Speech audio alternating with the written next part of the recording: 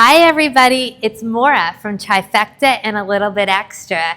It's Derby week and I'm dressed in pink, so that should give you a clue. We're talking about Kentucky Oaks. Run at 1 1/8 miles on the dirt on Friday. It's the Lilies for Fillies. And I love Kentucky Oaks Day. Maybe it's the pink, maybe it's the girl power. I love Oaks Day. So let's get into some of the top runners. Now, I will tell you this. I say this every Kentucky Oaks Day. Oh my gosh, this is a really hard field. And if I'm playing multi-race wagers, like pick 3s, pick 4s, pick 5s, I tend to be very spready on the Oaks. That's because if I'm still alive on that ticket, I don't want to lose in that last race. But I'm going to try to narrow this down. We are going to start with the horse I'm most interested in, and her name is Just FYI. She's trained by Bill Mott and ridden by Junior Alvarado, and will be starting from post 13. She is our 2-year-old champ, winning at the Breeders' Cup. Now, we've only seen her once since Breeders' Cup Day. Bill Mott said he wanted to start her a little bit earlier in the year, but she spiked a fever, and so we saw her in the Ashland. Now, she came in second, but I will tell you this. I admired her grit and determination first off the layoff. She was wide, wide, wide. And if she can do that in that race first off the layoff, I think she has a very solid chance in this race. She's had 4 starts and 3 wins, and many of the horses I'm going to talk about all have 4 starts and 3 wins, and it's just very even amongst all of them. But with her class and her speed and her unbelievable workouts leading up to this, she is probably going to be the one that I am most interested in watching run. And she's at a Justify, who's my most favorite horse of all time. So of course I like Just FYI. The next horse I want to highlight is the one that beat Just FYI in the Ashland. She's coming out of the 14th post, and her name is Leslie's Rose. Leslie's Rose is trained by Todd Pulitzer and ridden by Irad Ortiz. She was a $1.15 million purchase, so you know she had to be something special. Now, in the Ashland, she had a very impressive run, but unlike Just FYI, who was wide, wide, wide, she was very much knee to the rail. However, she surged at the end and had a very confident and impressive trip. The only real knock against her was in the Devona Dale. She went off as the 1-5 favorite and came in 3rd. So kind of scratch your head on her consistency.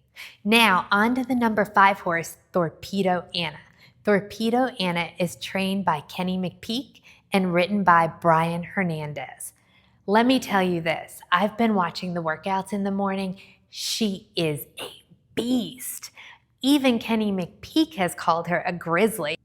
Torpedo Anna has had 4 starts and 3 wins. One of her wins and her place showing was here at Churchill Downs. That's also something I look for. Do they have experience at the track? And she most definitely does. The last time we saw Torpedo Anna was at the Fantasy at Oaklawn, where she won by 4 lengths. She was very patient, very determined in that race, and surged at the end. Again, she gave me chills just watching that race, and she's someone you should do your research on. Finally, I would really love to highlight the number 11, Ways and Means. This is Sierra Leone's team for the Derby, Chad Brown and Tyler Gaffalione. We know Chad Brown is a winning trainer. We know Tyler Gaffalione is a leading rider, especially at Churchill Downs. Ways and Means has had 3 starts and 1 win. She did not win her prep race, but if you watch the race at Gulfstream, she kind of got jostled around, bumped around, and then had to steady herself. And then she still came out and was leading, but got caught by Power Squeeze.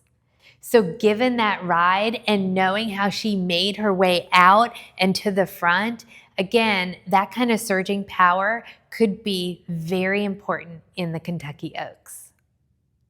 There are two long shots I would love to highlight for you. One is Power Squeeze, who I just mentioned beat Ways and Means in the Gulfstream Oaks.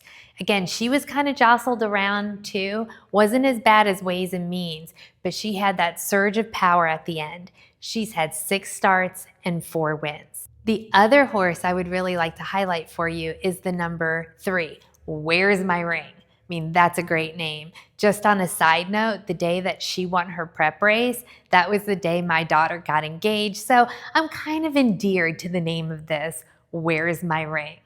Where's My Ring has started 8 times and only won once. But you have to watch that race, the Gazelle, when she won by 4 lengths. That race is also run at 1 1/8 miles, which is this distance. Where's My Ring is the only horse to win at this distance, and that's something we all need to pay attention to. She also has a ton of speed, so do your research on Where's My Ring? The other thing I should mention is this, a weather report. It looks like rain on Friday, which is not only really bad for all you ladies outside with your hats, it's bad if you're trying to figure out who's going to win these races. Because, horses, they do different on a wet track. So who do you upgrade if it's a wet track? First of all, look at Tarifa coming out of the number 8. She's won on a wet track. Keep just FYI there as well, because she's also won at a wet track. And then upgrade the number 2, Jin Jin. That's a really good long shot. So if you're going to the track on Friday, have all of those lilies, my favorite drink on Kentucky Oaks Day. Wear your pink proudly, both you ladies and you gentlemen, and also make sure you sashay away with your money. Cheers to all of you and have the best time on one of my favorite days all year, Kentucky Oaks Day. If you like my channel, please hit subscribe or find me at trifectaandextra.com. Cheers!